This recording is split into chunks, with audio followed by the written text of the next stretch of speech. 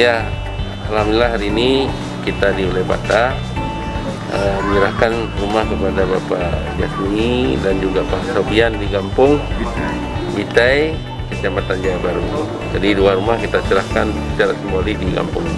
Semoga rumah ini bermanfaat bagi beliau, tempat tinggal, tempat ibadah, tempat silaturahmi, tempat cari rezeki, dan bisa tambah anak lagi di sini. Ya? Oke, terima kasih.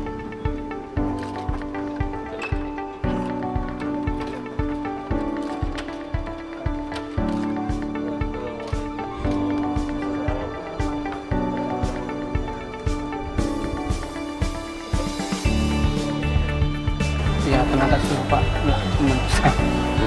Kami baik Thomas. Jadi kami sangat senang sekali Datang ke rumah. seperti mimpi Pak.